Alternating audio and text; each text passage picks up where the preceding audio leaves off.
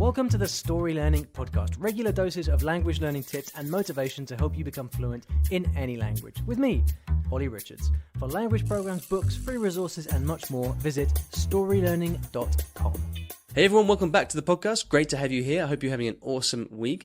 Now, would you like to be involved in my 100th episode of the podcast?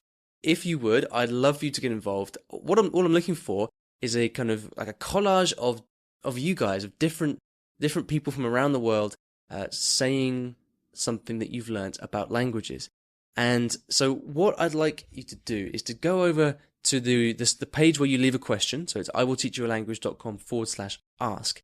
And all I want you to do is to hit record and leave me a short message with your name and tell me one thing, one tip or piece of advice or realization, one thing that you've learnt from me or from this podcast that's helped you in your language learning.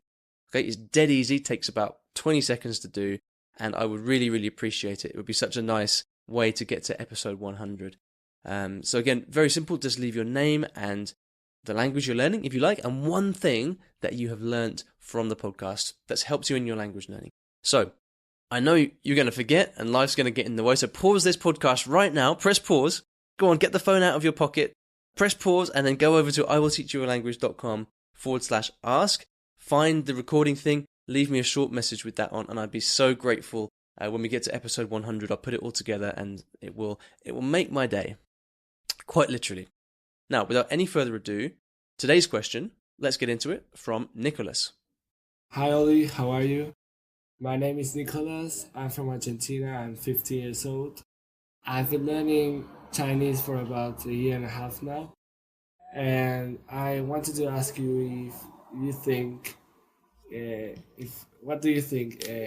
Is it better to read out loud or is it better to read in like your mind, like for yourself? Hope you understood the question. Thank you so much. Bye. Okay, Nicholas, thank you very much for a fantastic question. And I kind of find myself once again straying into a topic which is likely to turn a few heads because this is something that we have. It comes down to perceived wisdom, right? It's something that we remember our teachers doing and that we've probably always been doing ourselves as well. But I think it's more through force of habit than anything else. So I'm going to examine this issue today of reading aloud and whether it's a good thing. And it may possibly not be what you're expecting. So let's get into it because obviously reading aloud is something that you probably did at school. I know I did. My teacher would have us go around the classroom one by one reading passages aloud from a book. And so, I've met a lot of language learners who instinctively do the same thing when they are learning a language. If you go around different language classrooms around the world, as I've done many times, you will see teachers doing this, getting their students to read aloud. Okay, now let's just start with definitions, and let me explain what I'm going to be talking about exactly. When we're talking about reading aloud, I'm going to be talking about the thing that you do when you have a text in a book and you practice reading it aloud. Now, this is not like rehearsing a speech, for example. That would be a different thing.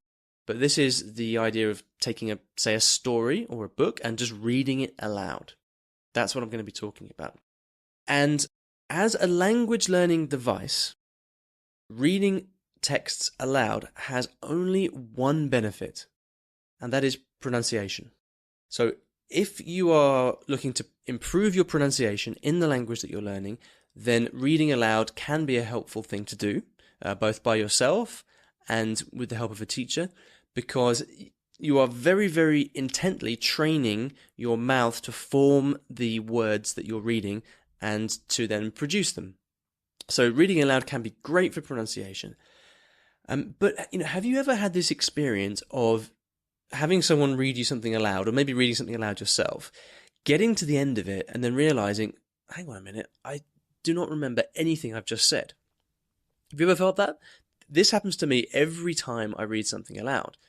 I get to the end of it and I realize I've been paying no attention to the meaning of what I've been reading. Simply, I've been focusing on reading the words one by one in a kind of lockstep fashion.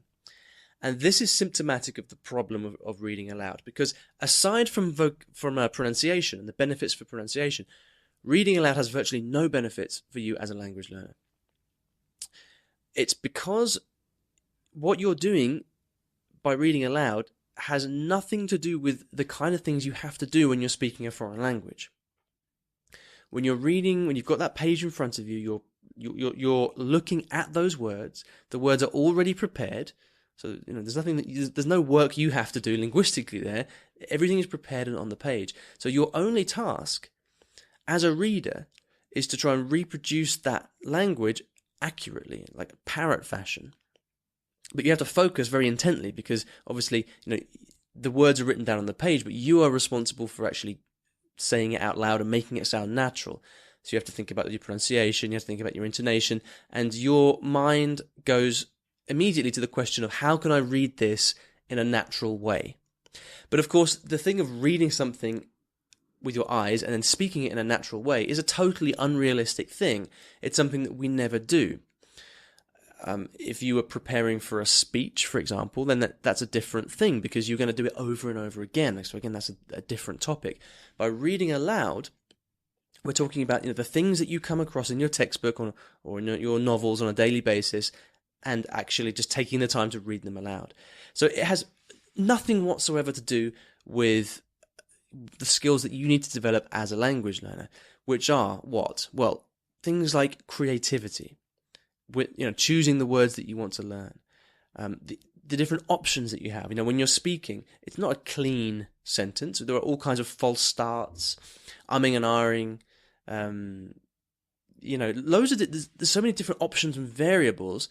And you have, as the challenge for a language learner is, okay, all this knowledge I've got in my head, how can I get this out in real time without pausing, without sounding like an idiot? And, how can I get this out and get my point across in a natural way? And the real challenge for you there, the cognitive load falls on you being able to make sense of all the words and phrases and grammar knowledge that you've got in real time and put that out in a kind of coherent sentence.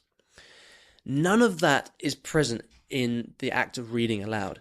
So, the fact of reading aloud does nothing to help you with those things. Now, I'm not going to get into how to improve speaking, because that's a different question. I want to just focus very narrowly on this. So, if the question is, does reading aloud help me develop my fluency in the language? Then the answer is a clear no, with the exception of pronunciation. Okay. Now, if the question is, should I read aloud to develop my reading skills? So, does reading aloud help me become a better reader in the language? So, in Nicholas's case, in Chinese, does reading aloud help me read more effectively in Chinese? Well, the answer once again is no. And here's why. Think about your own language, your mother tongue, and think about what a bad reader does, or an ineffective reader. Perhaps you as a child. What did you used to do? Well, you would verbalize as you read. All right, so you would kind of have a story or something, and as you were reading with your eyes, you'd verbalize, which is to say you would kind of form the words in your mouth as you were reading. Now, many of us, as adults, we still do that, and it's a habit that kind of lingers over from childhood. And the key to improving your reading speed in any language is to stop verbalizing, because verbalizing slows you down at every stage. You can only read as fast as you can speak, because you're actually forming the words in your mouth as you're going, right? So the key to successful and effective reading is to stop verbalizing and to process the words using your eyes and your mind only. All right, and so the same holds true for a foreign language. Because we're unfamiliar with the foreign language, we're much more likely to verbalize, because it helps us, gives us a bit of security. And again, it may well be a totally natural thing to do, but verbalizing it and therefore reading aloud is the enemy of successful reading. So if you want to improve your ability to read in a language, then reading aloud, again, is counterproductive. It doesn't help you. Again, it's great for pronunciation, absolutely. But in terms of actually developing that skill, essentially what I'm saying is developing any other skill in your language, such as reading or speaking, is going to be damaged, or at the very least, to be the most charitable reading, is going to not be helped at all by reading aloud. All right, Nicholas, so I hope that answers your question. If you would like to ask me a question, please do. You can go to iwillteachyoualanguage.com/ask to leave me a message there. Also, if you've been enjoying these podcasts, you could really help me out by leaving a review on iTunes. Reviews are great because I can see that you guys are there and you're listening, and that motivates me to make more episodes, but it also helps other people find the podcast. So if you'd like to leave me a review, you can go to iwillteachyoualanguage.com/review. Now, on every episode, at the end of every episode, I like to leave you with a resource of some kind on the topic of the show. And today I've got a really cool article from Hacking Chinese, which is a great blog on Chinese. This is going to help you, Nicholas, and anyone else out there who's learning Chinese and wondering whether reading aloud is a good thing. The title of the article is, it's a great title, Reading Aloud in Chinese is Really Hard. So it's a brilliant title, and I'll put a link to this in the show notes of the episode today, and you can find that by going to iwillteachyoualanguage.com/episode 92. Thank you so much for listening, and I'll see you in the next episode of the podcast. Thanks for listening to today's episode. And here at Story Learning, everything that I do is powered by stories, whether that's writing books, teaching lessons, crafting courses. My mission is to help everyone succeed at learning a new language through the power of story. And we now have comprehensive language courses in over 15 languages, from Spanish to French, Korean to Japanese, and across all levels from beginner to mastery. And you can take a 7-day free trial of any of these programs by visiting storylearning.com/courses. I've poured my heart and soul into creating these courses over the last 10 or so years, and we've helped tens of thousands of new students achieve their dreams of learning a new language, all through the power of story. So go ahead and take a free trial. There's no commitment. You can try out our method for free, see if this can also be the breakthrough for you that it's been for so many other people. storylearning.com/courses.